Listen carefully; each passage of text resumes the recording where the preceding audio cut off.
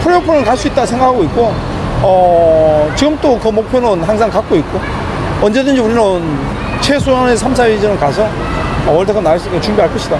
Shin Tae-yong resmi kembali melatih, rombak total strategi Timnas Indonesia di round 4. Jakarta, dalam sebuah keputusan yang telah lama ditunggu-tunggu oleh publik sepak bola nasional, pelatih asal Korea Selatan, Shin Tae-yong, akhirnya resmi kembali ditunjuk untuk menukangi Timnas Indonesia di babak keempat kualifikasi Piala Dunia 2026 zona Asia. Kabar ini disambut dengan antusias oleh para pecinta sepak bola tanah air, yang sebelumnya sempat harap-harap cemas mengenai masa depan pelatih berusia 53 tahun tersebut. Lebih dari sekadar kembali, Shin Tae-yong dikabarkan akan melakukan perombakan total strategi dan susunan pemain demi menghadapi lawan-lawan berat yang menanti di babak berikutnya. Kepastian kontrak dan komitmen baru. Setelah menjalani diskusi intens dengan PSSI, Shin Tae-yong sepakat memperpanjang kontraknya dan melanjutkan proyek jangka panjang yang telah dimulainya sejak akhir 2019.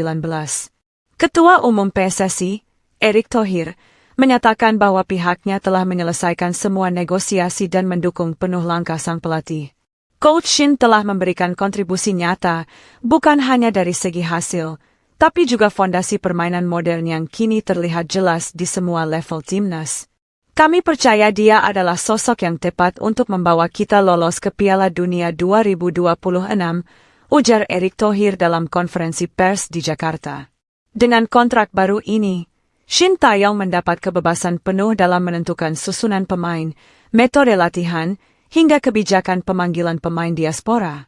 Ia juga diberi keleluasaan untuk bekerja sama lebih erat dengan klub-klub Liga 1 agar tercipta sinergi yang sehat antara kepentingan timnas dan liga domestik. Evaluasi menyeluruh usai round 2.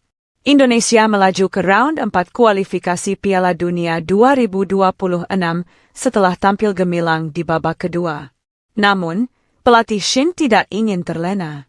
Dalam wawancara eksklusif bersama media Korea Selatan, ia menyatakan bahwa performa Indonesia masih belum stabil dan perlu peningkatan besar, terutama dalam hal kedisiplinan taktik, stamina, dan mental bertanding.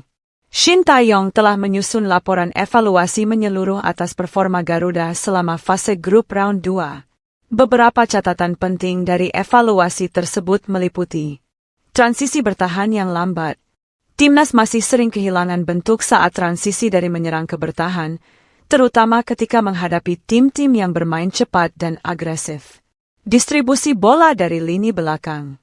Kiper dan bek tengah masih sering melakukan umpan panjang tanpa arah, menunjukkan kurangnya skema build-up yang rapi. Ketergantungan pada pemain diaspora. Meski kontribusi mereka sangat positif, Shin merasa pemain lokal perlu lebih banyak berkembang agar tidak selalu bergantung pada pemain keturunan. Kurangnya kedalaman skuad. Saat rotasi dilakukan, performa tim menurun drastis. Ini menjadi alarm penting menjelang fase yang lebih berat. Rombak total strategi, formasi baru dan filosofi permainan. Menghadapi lawan-lawan kuat seperti Jepang, Korea Selatan, Australia, atau Iran di round 4, Shin Tae-yong dikabarkan tengah menyiapkan perubahan besar dalam formasi dan filosofi permainan.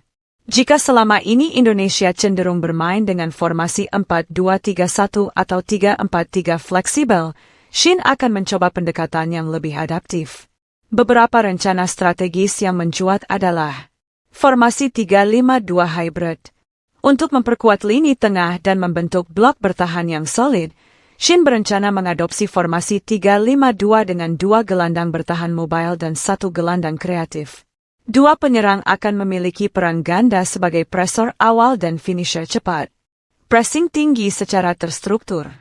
Indonesia akan lebih berani menekan sejak lini depan, namun dengan koordinasi yang lebih matang. Sistem pressing ini meniru gaya bermain Korea Selatan dan Jepang yang sudah terbukti efektif di level internasional. Pergantian kiper utama dan bek tengah. Shin akan membuka peluang bagi kiper muda untuk mengambil alih posisi utama. Begitu juga di sektor bek tengah, beberapa pemain senior akan digantikan dengan pemain muda berpostur tinggi dan punya kemampuan passing. Peran baru untuk Marcelino, Ivar Jenner, dan Rafael Struijk. Ketiga pemain muda ini akan diberi peran lebih sentral. Marcelino akan bermain sebagai playmaker penuh, sementara Jenner menjadi jangkar penghubung, dan Struijk akan dipasangkan dengan striker naturalisasi untuk membentuk duet fleksibel. Persiapan intensif dan uji coba internasional. Sebagai bagian dari persiapan, Timnas Indonesia dijadwalkan menjalani TC, training camp, panjang di Eropa selama Juli dan Agustus. Di sana, mereka akan menghadapi lawan-lawan kelas dunia dalam uji coba tertutup yang bertujuan mengasah ketahanan fisik dan mental. Beberapa negara yang sedang dalam tahap negosiasi untuk menjadi lawan uji coba antara lain: Belgia U23, Ukraina, Tunisia, Slovakia. Shin Tae-yong ingin pemain Indonesia terbiasa menghadapi intensitas tinggi, ritme cepat, dan tekanan berlapis, hal yang akan mereka temui di round 4. Reaksi pemain dan publik. Kembalinya Shin Tae-yong disambut gembira oleh para pemain. Kapten Timnas, Asnawi Mangkualam, menyebut bahwa seluruh skuad merasa lega dan kembali termotivasi. Kami sudah lama bekerja di bawah Coach Shin. Kami tahu standar yang dia tetapkan tinggi, dan itu membuat kami berkembang. Kami siap bekerja lebih keras di babak selanjutnya, ujar Asnawi. Di media sosial, tagar STST sempat trending saat masa ketidakpastian kontraknya. Kini, setelah resmi bertahan, para supporter mengubahnya menjadi ST Forward, simbol semangat baru untuk menggapai mimpi lolos ke Piala Dunia. Target realistis dan harapan besar. Shin Tae-yong tidak pernah menjanjikan keajaiban. Ia realistis dan menyadari bahwa tantangan di round 4 sangat berat.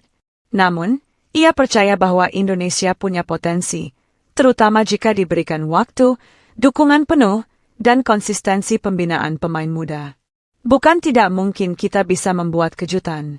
Sepak bola Asia sudah sangat kompetitif, tapi Indonesia punya keunikan dalam semangat dan talenta. Tugas saya adalah menyatukan itu semua menjadi kekuatan nyata, ujarnya dalam sesi wawancara. Dengan fondasi yang telah dibangun selama hampir 5 tahun, Shin Tae-yong kini berada di puncak tantangan terbesarnya. Namun satu hal pasti, kehadirannya kembali menyalakan api semangat bukan hanya di dalam lapangan, tetapi juga di hati jutaan pendukung Garuda. Garuda bukan hanya kembali mengepakkan sayap, tetapi siap terbang lebih tinggi. Round 4 adalah babak pembuka. Shin Tae-yong resmi kembali melatih, rombak total strategi Timnas Indonesia di round 4. Jakarta, dalam sebuah keputusan yang telah lama ditunggu-tunggu oleh publik sepak bola nasional, pelatih asal Korea Selatan